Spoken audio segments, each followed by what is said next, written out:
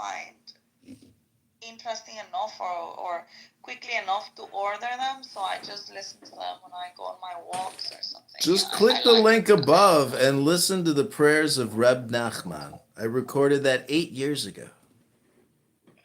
Listen, I have done so many audio books, and that I wish I had a hardcover book on my shelf. Because here's the thing, like audiobooks, there's a time for them. But sometimes when I also love looking at my hardcover books on the shelf, taking them down from the shelf, and looking at them for like an hour or so, or half an hour, and then putting it back up. And you can't do that with audiobooks, you know? Yeah, and I also, I am one that marks my books, so I put notes and highlight stuff and things, so I do. What's amazing when you read books and you are literally actively discovering in real time and you're aware of the active discovery where you're actually retaining what you're reading and it's profound. And that is like a very ecstatic moment. And it can't really be replicated because in many ways, if you're really reading with comprehension or paying attention, if you read it a second time, it doesn't hit the same way as the first time, and because you kind of already know it and you recognize that you've already read it before. But a book hits you different ways every time you read it, because your context is different. What's in your mind is different, and everything is that's different. true. So the second time you read a book, I always get a different thing. Yes. And there are a few books that I have that I don't know, I just go through them over. Well, it acts as a meditational again. tool. It's like a gestalt. You are forming impressions on what you're reading, so Yeah. you're dynamic But you based get off of different stuff every time you open them. It's amazing. There are some things though that are There's pillars. people who read the Bible every year.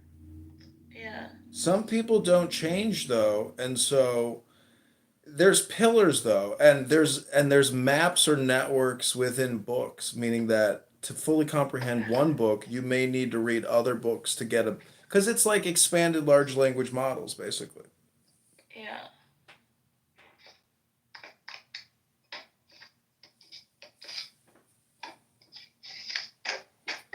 Whoa.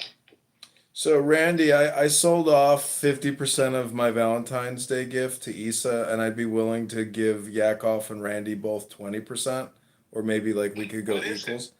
What? Issa is my No, it's Valentine, already and asking if I was I've Valentine, decided and I to said sell yes. and chop And up now my he's telling Valentine. me to other people. This is love. This is sharing love. This is compartmentalization of love, distribution of love. She's splitting you. Or splitting his Valentine. This love affair has caused a split personality in me.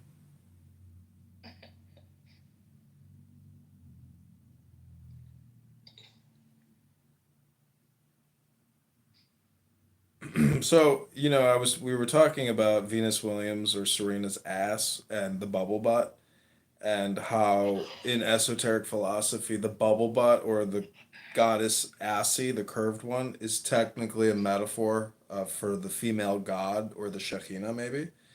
And the point is, the curved ass is such a powerful visual stimulation to the human brain.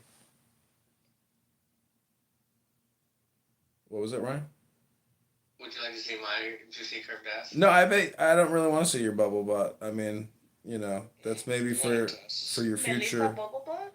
Look, Lil Hades PTR is all the bubble butt I need in this room tonight. I'm just merely stating that the curved ass of a beautiful woman, to me personally, I like to associate with my bullshit projection here, but it is such a power in the universe, in reality, that as a man, and when you see the bubble butt, there is no mountain that you cannot scale. There is no bar of steel that you cannot bend.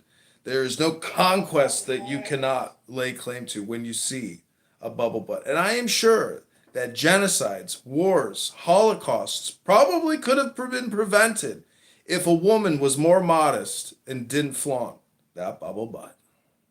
Can I ask a quick question? Okay, so